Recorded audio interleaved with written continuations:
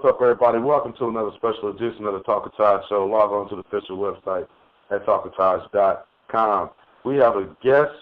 He's been on the show before. He's back to speak about a major crisis that we have going on in the country right now and also in other countries. Doctor, they call him the hip-hop doc, Dr. Rani Whitfield. What's going on, brother? Taj, what's happening, man? Things going well. Taj, you know what? I must really like you because you know today is the first day of the NBA season. I'm missing the Spurs play. I think the Lakers playing tonight. And I'm taking time to talk to you, so you know we family. You know what? I haven't even turned on my TV. Oh wow, yeah, man. I'm gonna turn it on when I get done with you. But I got to do this because this is an important topic we're talking about tonight. So I definitely appreciate you having me back on the show. Man, I appreciate you. Yeah, we missing the ring ceremony and all that. Oh, everything. But it's all good. It could be. I TiVo mine, so I'm straight. All right. Tonight, I want to talk to you real quick, briefly about a major crisis in Ebola. And there's a lot of people who don't understand how Ebola got started, how long it's been around, right? How they can actually contract the disease if the disease is airborne. So I want to kind of just go over all that, right? And give the people the accurate and the correct information.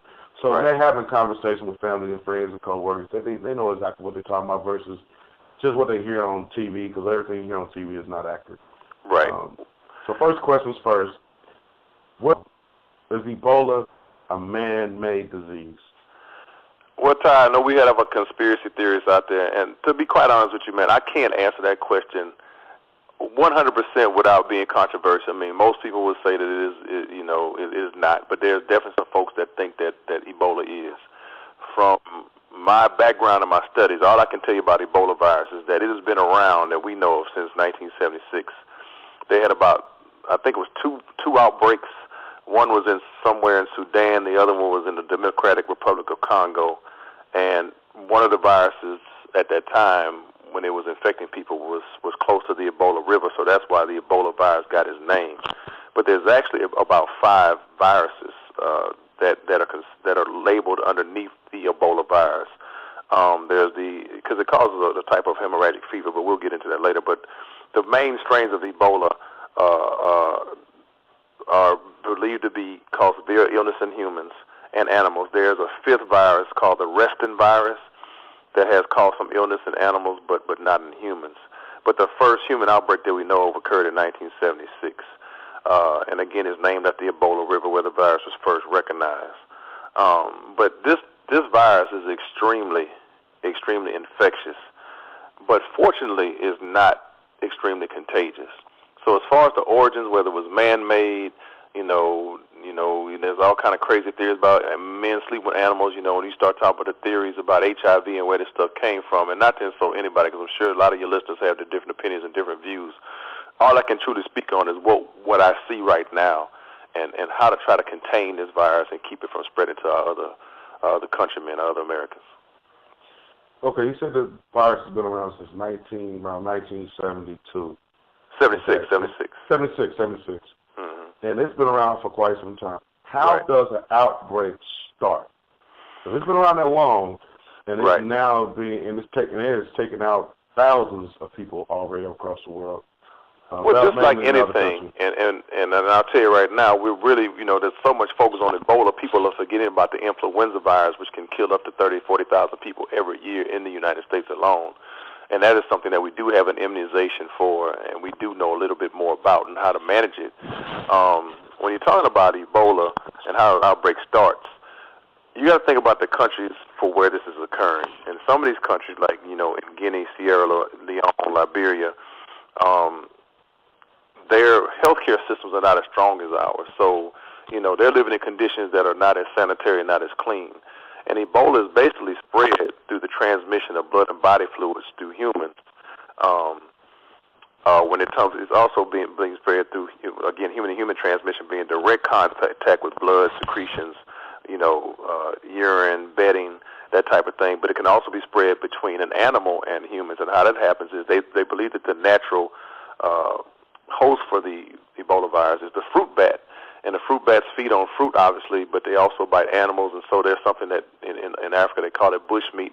If they're eating some of these wild animals, which can be natural hosts of the virus, that means the virus won't kill the animal. If we eat that food, it's in their blood and body fluids is spread from the animal to the human. And then if a human interacts with another human, whether it be through sexual contact, if you cough on somebody, if you've gotten sick and you vomit around that person, and they trying to clean up the vomit or the urine or stool or whatever it might be, that again, it is so highly infectious. It's not that it's so contagious, because you can't get it through airborne. I can't cough when you give it, but if you come into contact with the droplets from coughing or from any kind of blood or body fluid, you're at severely high risk of getting an infection. And in 90% of the cases initially, it was said that this would kill you. So don't take this the wrong way, Taj, but the nice thing about Ebola is if someone gets infected, in most cases, it's going to be hard for them to spread it because they're going to die from it.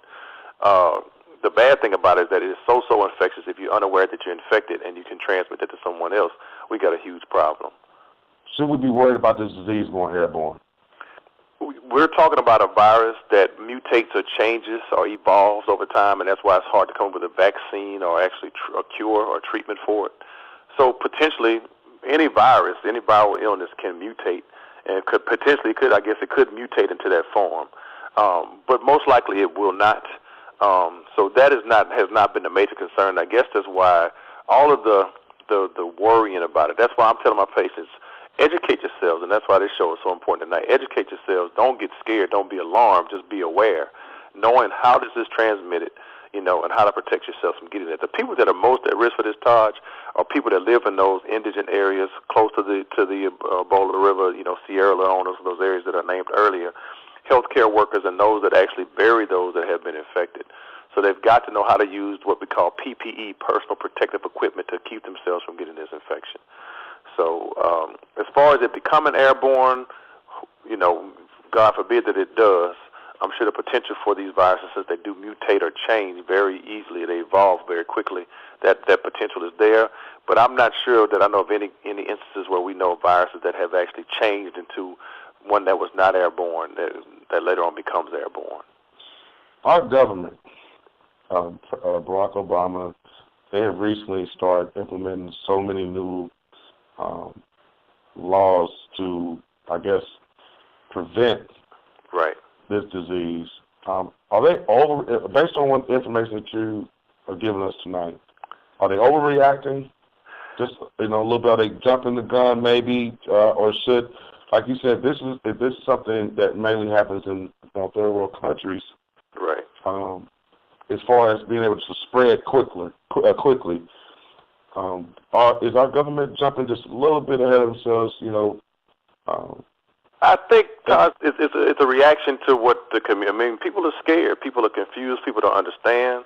So they're reacting to what the community is demanding, like, hey, y'all need to do something. And I think one of the biggest issues that has come out of this, and I'm sure you've seen this, is the question of whether we should have travel bans.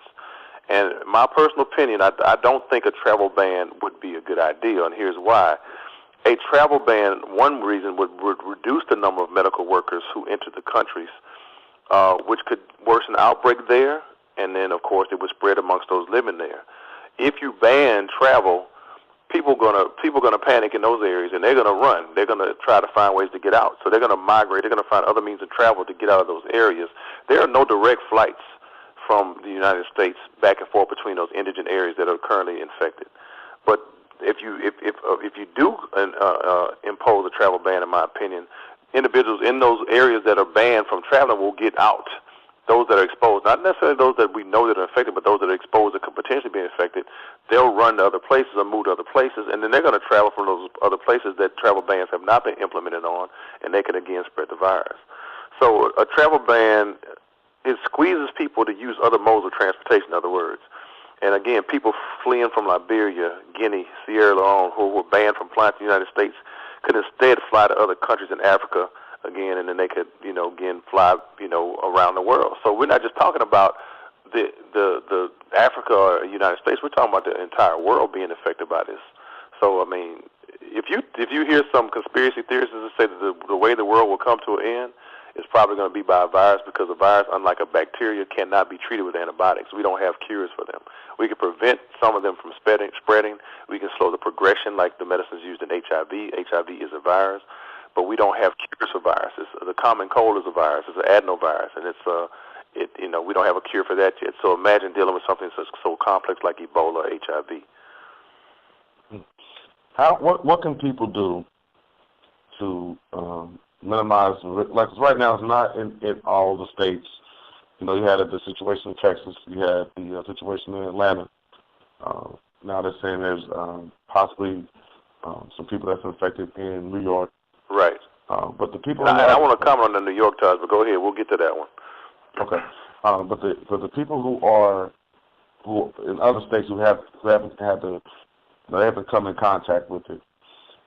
What can they do just to keep down to minimize the risk of even, because people, like you said, people travel in and out of state. You Right. don't know what the who you're going situation to. is. Yeah. Right. So what can they do to minimize the chances of them catching the Ebola virus?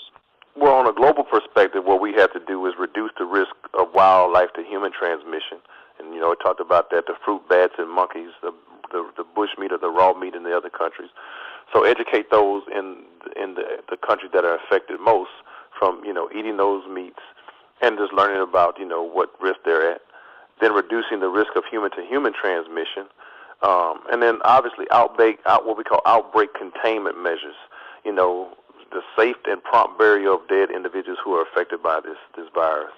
Ebola monitoring. If you know that you've been exposed to Ebola, I was with a physician personally in Kansas that had been to an infected area, and he'd spent almost 2 weeks over there educating. He didn't actually treat patients. He was just educating the healthcare workers about how to manage it, but he had to be quarantined for 21 days according to his state. And then after 21 days, no fever, he was allowed to run wild and free and live his life. But, I think that's key. The situation in New York, this was a 33-year-old physician in New York who was treating Ebola patients who came back to the United States and was only doing self-monitoring. And fortunately, he self-monitored and reported his fever when he had it, but he actually had traveled, gone to a bowling alley. He'd done a couple things. So in that scenario, I would have probably said, look, we know that you've been in this country treating patients and helping those to treat others. How about we just quarantine you for 21 days? The incubation period, that means the time from infection to the onset of symptoms, is 2 to 21 days, Taj.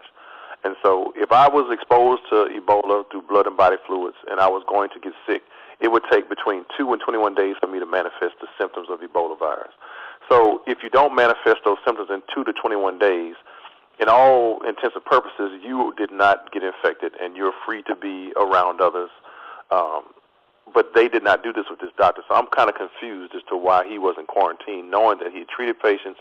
He came back to the country, then he developed symptoms, I think within 14 days of him getting back. I don't know the exact time. So, we've got to have outbreak containment measures, separating the healthy from the sick, just some very simple things. And if you're managing patients in the hospital and you don't know the risk, the first thing is to know those travel questions. The first person that came to the United States that was infected, went to the emergency room, and no one asked him had he traveled outside of the country.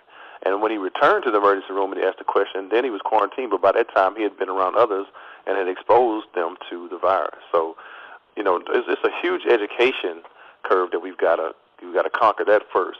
And then once we do that, I think we're going to be okay. Now, prior to the interview, we spoke on, the information, where people are getting their information from. We're going to get accurate information about Ebola and get some extensive education and do some extensive reading on it.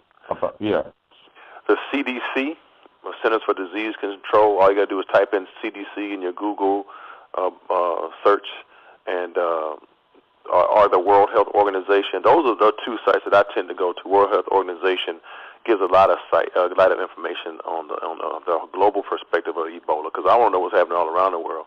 But the CDC, speaks specifically to us, but it also gives some global information as well. And then, of course, discussing that with your healthcare providers. I mean, if you have concerns, if you think that you need to travel, all those questions need to be asked before you leave the country. There's some simple travel etiquette that we need to know. There's certain immunizations that people have to have before they leave the country. So if you're going to leave the country, you need to find out what areas, may be affected.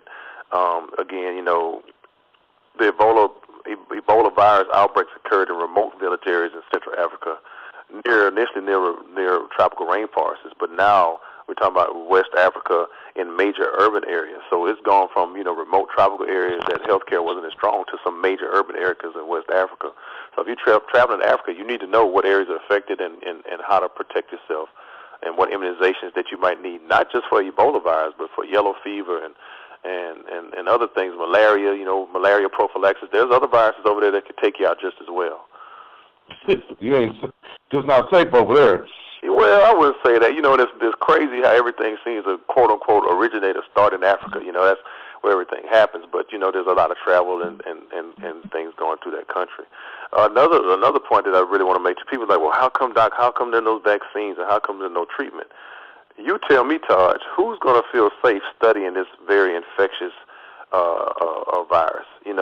I wouldn't feel safe studying it. There's only a few places in the country where you can actually study the virus. So you have to be in an environment that's safe because there's disposal issues. You have to get rid of the waste and all that type of thing. So you can't just say, oh, I'm gonna just bring this to the laboratory and start studying Ebola. No, it's not that easy. You have to be in special areas, and I think there's only, I want to say, Todd, there's only 4 or 5 places where you can actually study viruses on this level. So yeah, they're usually studied in what we call a biosafety laboratory, and it has to be a level 4, which is the highest level of protection that you can get in order to study the virus. So you have to first of all get the virus, and then keep it safe, get it to this laboratory, and then all the equipment that you need to protect yourself in order for you to actually study it. And that can be quite costly as well. So, yeah, it's been around since '76, but first of all, it hadn't affected anybody in the United States, and that was a big deal, when it affects you. It's always, oh, wow, sorry for those people in Africa until it hits your backyard, and then all of a sudden people want to get, panicky and anxious and upset. It's been around since '76, but it's just so hard to study and so dangerous to study. What would be your final message to people when speaking on Ebola? My final message is to be educated and aware of Ebola, but don't be fearful. And if anything, at this particular time of season, Americans are definitely on edge about the potential spread of Ebola, but it's so easy to overlook such things like influenza, the flu, as we call it. The flu can take anywhere, again, from 3,000 to 48,000 lives each year. So especially the elderly and the young. So, discussing with the doctor about immunizations, and even if you're against immunizations, I think that's not the right thing for you, or that the immunizations are going to hurt you. At least being educated on these things and how to prevent them. So Ebola is very important, but you got to think we've only had, less than 5 people in our country affected, where there's thousands of people dying in Africa right now from this very serious virus. If we can help those people deal with the virus over there, we need to, again, I'm not big on travel bans. I think we need to be able to allow our healthcare workers to go over there, educate, treat, and help those people. We can probably reduce the risk of that virus spreading to our country.